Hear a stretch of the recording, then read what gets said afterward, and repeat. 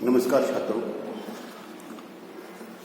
पिछले वीडियो में हमने वाक्य के भेद जो 4 भेद हैं उसके बारे में जानकारी हासिल की थी।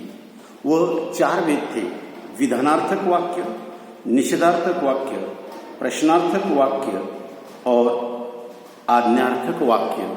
इन 4 भेदों का अध्ययन हमने पिछले वीडियो में किया था। अब हम जो 4 भेद है उस 4 भेदों की जानकारी अब हम हासिल करेंगे। उसमें से है 5वां जो भेद है वह है इच्छार्थक वाक्य।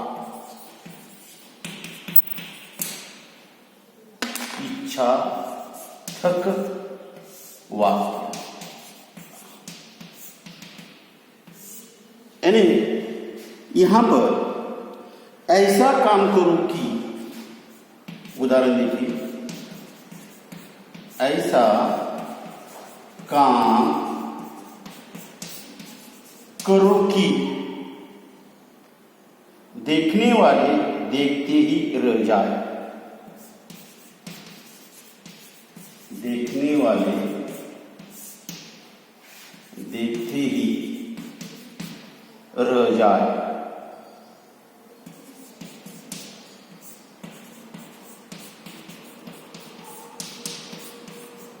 दूसरा वाक्य है, मानो दीदी आप सदा सुखी रहिए। मानो दीदी आप सदा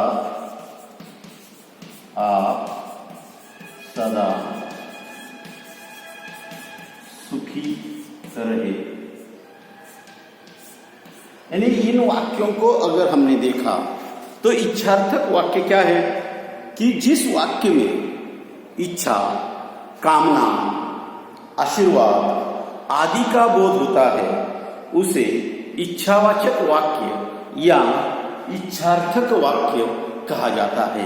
कि यहाँ पर हमें ऐसा काम करो कि देखने वाले देखते ही रह जाए। तो देखने वाले जो लोग हैं वो लोग क्या कर जाए? देखते ही रह जाए। मानो दीदी आप सदा सुखी रहे। और एक वाक्य, प्रभु आपकी कामना क्या करे? पूरी करे। तो इस प्रकार के वाक्य हमें यहाँ पर दिए जाते हैं और आपको परीक्षा में इच्छार्थक वाक्य या आज्ञार्थक वाक्य है या प्रश्नार्थक वाक्य है, यह हमें पहचानना पड़ता है। इच्छार्थक वाक्य की अर्थ की व्याख्या है, परिभाषा है, जिस वाक्य में इच्छा, कामना, आशीर्वाद आदि का बोध होता है उसे इच्छार्थक वाक्य कहा जाता है। दूसरा जो छठा प्रकार है वह देखेंगे,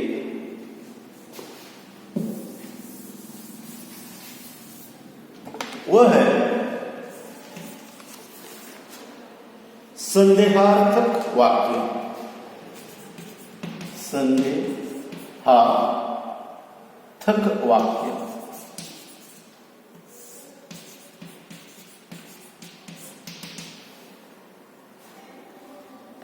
अर्थ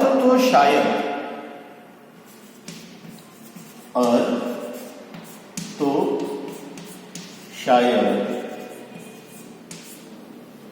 मेरी कविताओं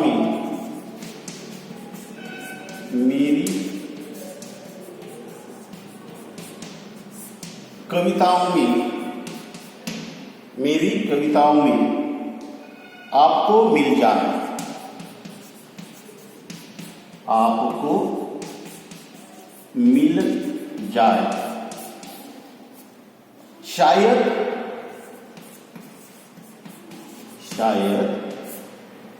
गरीब भूख की लाचारी,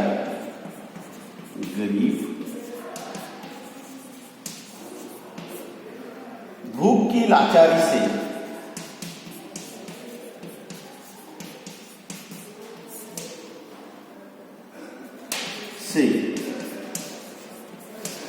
श्रम करता है।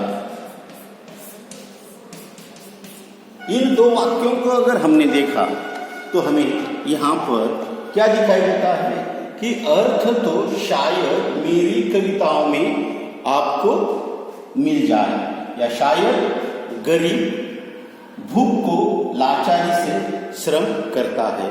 इन दो वाक्यों में अगर हमने देखा तो शायद शब्द आया है, मतलब जिस वाक्य में क्या होता है, संदेह होता है या शंका का बोध निर्माण होता है, उसे संदेहार्थक या संदेहवाचक वाक्य कहते हैं कि यह होगा, होने वाला है।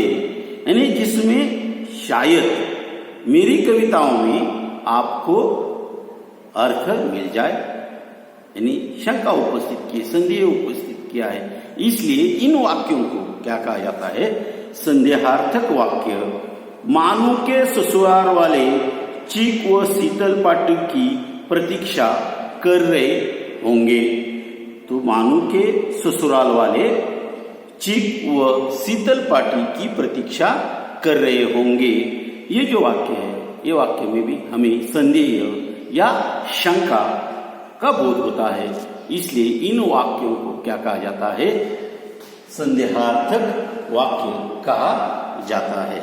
जो सातवां प्रकार है हम अब देखेंगे, वह है सातवां जो प्रकार है वह है संकेतार्थक वाक्य। संकेतार्थक वाक्य।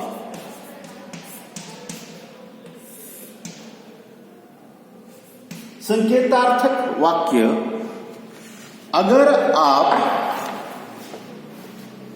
गाय दूध नहीं देगी, अगर गाय दूध नहीं देगी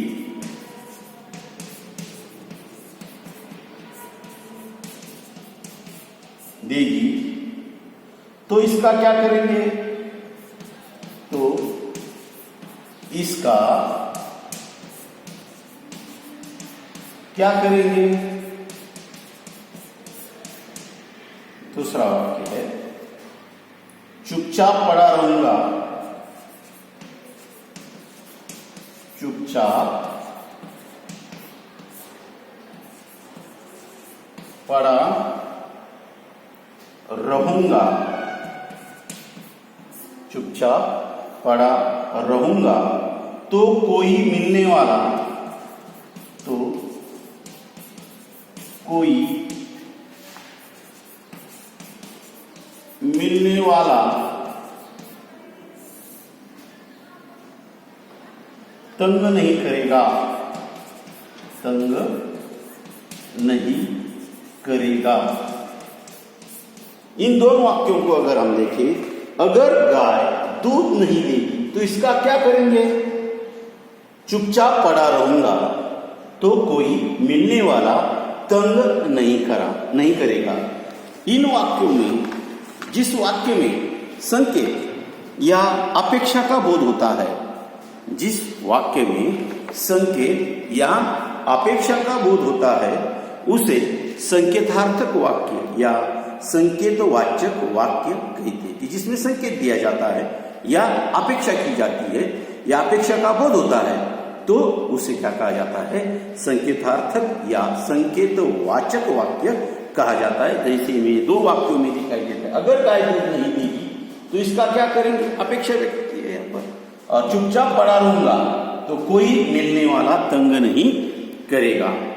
अगर अच्छा काम करोगे तो मोहर छाप वाली धोती दूंगी, अगर तुम अच्छा काम करोगे तो मोहन छाप वाली धोती तुम्हें दूंगी। तो इस प्रकार के जो वाक्य होते हैं कि जिसमें संकेत या अपेक्षा का बोध होता है, उसे संकेतार्थक वाक्य या संकेतवाचक वाक्य कहा जाता है। आठवां जो प्रकार है वह भी हमने देखा है, वह है विस्मयार्थक वाक्य।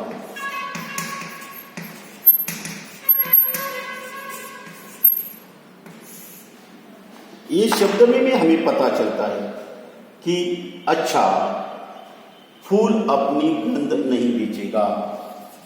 अच्छा फूल अपनी गंध नहीं बेचेगा। गंध नहीं बेचेगा। और दूसरा वाक्य है आह इसे भाना। आह हमने बहाना सोच लिया। सोच लिया। अगर ये जो शब्द है जो अवयव के भेदों में हम जानते हैं तो उसी प्रकार वाक्य के प्रकारों में भी ये एक वाक्य है कि जिस वाक्य में क्या होता है हर्ष, शोक, विस्मय, घृणा आदि का बोध होता है। जिस वाक्य में हर्ष, शोक, विस्मय, घृणा आदि का बोध होता है उसे विस्मयार्थक या विस्मयादि बोधक वाक्य कहते हैं।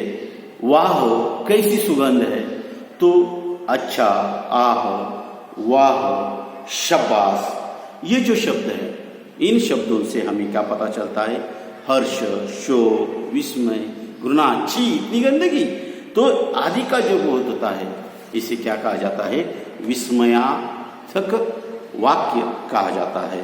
तो हमने 2 वीडियो में देखा कि वाक्य के भेद अर्थ के अनुसार, जो पहले हमने रचना के अनुसार देखे थे उसमें रचना के अनुसार सरल वाक्य, संयुक्त वाक्य और मिश्र वाक्य के बारे में जानकारी हासिल की। और अब हमने इन वाक्य के भेदों में अर्थ के आधार पर जो 8 प्रकार हमने देखे उसमें पहला प्रकार देखा विधानार्थक वाक्य, निषेधार्थक वाक्य, प्रश्नार्थक वाक्य, आज्ञार्थक वाक्य, इच्छार्थक वाक्य, संदेहार्थक वाक्य, संकेतार्थक वाक्य और 8वां प्रकार हमने देखा विस्मयादि बोध या विस्मयार्थक वाक्य। यह अर्थ के अनुसार प्रकार है। परीक्षा में भी हमें यह प्रकार पूछी जाती है। आपको वाक्य दिया जाता है और पूछा जाता है कि निम्नलिखित वाक्य अर्थ के आधार पर पहचानिए या पहचानो, तो इस प्रकार के पूछे जाते हैं। या सूचना के अनुसार वाक्य परिवर्तन भी आपको दिया जाता है तो पहचाना जाता है, या वाक्यों के भेद लिखिए, अर्थ के आधार पर वाक्यों के भेद लिखिए, ये भी जानकारी आपको यहाँ पर पूछी जाती है। मतलब यह वाक्य की जो 8 भेद है इस 8 भेदों की हमें जानकारी आवश्यक होती है। लेकिन यहाँ पर ध्यान दें कि प्रश्न किस प्रकार पूछा गया है, अर्थ के आधार पर या 8 भेद, और रचना के आधार पर अगर पूछा तो 2 प्रकार के, रचना के आधार पर भी पूछा जाता है और अर्थ के आधार पर भी पूछा जाता है। तो इन दोनों का अगर हम ये करें तो हमें प्रश्न जो है वह समझना चाहिए कि क्या पूछा है। रचना के आधार पर पूछा तो सरल वाक्य, संयुक्त वाक्य, मिश्र वाक्य। अर्थ के अनुसार, अर्थ के आधार पर पूछा तो इन 8 भेदों की जानकारी आपको होनी अत्यंत आवश्यक है। एक अंक के लिए यह व्याकरण में आपको यह प्रश्न पूछा जाएगा। बच्चों, आपकी वीडियो कैसा लगा उसे आप क्या करें, लाइक करें, शेयर करें और अधिक वाक्यों के भेदों की जानकारी जो है, जो वाक्य है, वाक्य आप अपने नोटबुक में लिखें। धन्यवाद बच्चों।